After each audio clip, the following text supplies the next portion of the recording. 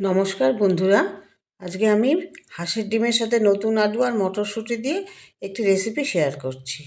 এর জন্য আমি নিয়েছি এখানে হাঁসের ডিম, যেটাকে সেদ্ধ করতে নিয়েছি, আর নিয়েছি নতুন আলু। নতুন আলুটাকেও আমি এখানে প্রেশার কুকারে সেদ্ধ করে নিয়েছি। এর জন্য প্রেশার কুকারে জল দিয়ে অল্প একটু নুন দিয়ে আমি একটা সিটি দিয়েছি। এবার এটাকে আমি সেদ্ধ করে ছাড়িয়ে নিয়েছি। আর ডিমটাকেও আমি খোসা ছাড়িয়ে নিয়েছি। খোসা ছাড়িয়ে আমি ডিমটাকে একটুখানি কাট লাগিয়ে নিয়েছি, তাহলে ভালো করে মশলাগুলো ঢোকে। এইবার ডিম আলু দুটোই সেদ্ধ হয়ে গেছে। এবার আমি মটরশুঁটি যে নিয়েছি সেগুলোকেও আমি ছাড়িয়ে নিয়েছি। এবার এগুলোকে ছাড়িয়ে নেওয়ার পর আমি এখানে একটা মশলার পেস্ট রেডি করেছি। এর জন্য নিয়েছি আদা, পেঁয়াজ, রসুন আর একটা টমেটো, আর একটু জিরের গুঁড়ো ও ধনের গুঁড়ো। এগুলো সবগুলো আর সাথে আমি যোগ করেছি কিছুটা মটরশুঁটি। সব মশলাগুলো একসাথে আমি পেস্ট করে নিয়েছি। আমি এটা কিন্তু একদম মিহি পেস্ট করিনি। তারপরে কড়াইয়ে দিয়ে দিয়েছি সর্ষের তেল।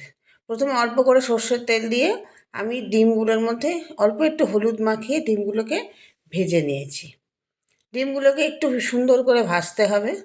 ডিমগুলোকে যখন আমি ভাজবো বেশ একটু যেন রঙটা একটু লালচে লালচে হয়, তাহলে খেতে বেশি ভালো লাগে। এবার ডিমগুলো ভাজা হয়ে গেলে ডিমগুলো তেলের থেকে তুলে নিয়ে তারপরে সেই তেলের মধ্যেই আমি দিয়ে দিয়েছি সেদ্ধ করা আলুগুলো। সেদ্ধ করা আলুগুলো দিয়ে একটু হালকাভাবে একটু একটু করে ভাজতে হবে। একদম কড়া ভাজা না, কিন্তু একটুখানি যাতে লালচে রং ধরে সেরকমভাবে ভেজে নিতে হবে। এই ভাজতে ভাজতে এর মধ্যে যে মশলার পেস্টটা বানিয়েছিলাম সেই মশলার পেস্টটা এখানে আমি দিয়ে দিয়েছি। এবার এই মশলার সাথে আলুগুলোকে সুন্দর করে একটু একটু করে কষিয়ে নিতে হবে। তবে এখানে কিন্তু আমি আঁচটা মিডিয়ামভাবে রেখেছি, কেননা তা নাহলে যেহেতু মটরশুঁটি আছে একটু লেগে যাওয়ার সম্ভাবনা থাকে।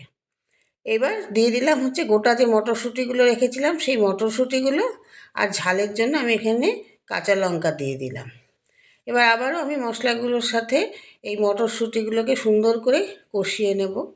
এবার কষিয়ে নিতে নিতে এবার যখন দেখব যে আস্তে আস্তে গায়ের থেকে তেল ছেড়ে ছেড়ে আসছে, এই সময় আমি একটু নুন আর হলুদ দিলাম।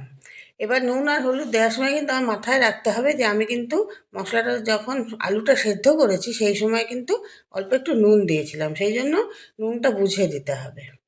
তারপরে প্রথমে আমি মিক্সি ধোয়া বাটিটা ধুয়ে অল্প একটু জল দিয়ে আবার একটু কষিয়ে নিয়েছি। এবার তারপরে আরও কিছুটা জল দিয়েছি, তবে জলটা এখানে আমি গরম জল ব্যবহার করেছি। নতুন আলু কিন্তু ঠান্ডা জলে একটু শক্ত হয়ে যাওয়ার প্রবণতা থাকে। আর জলটা খুব বেশি দেবেন না, কেননা তাহলে গ্রেভিটা একদম পাতলা হয়ে যাবে, ভালো লাগবে না।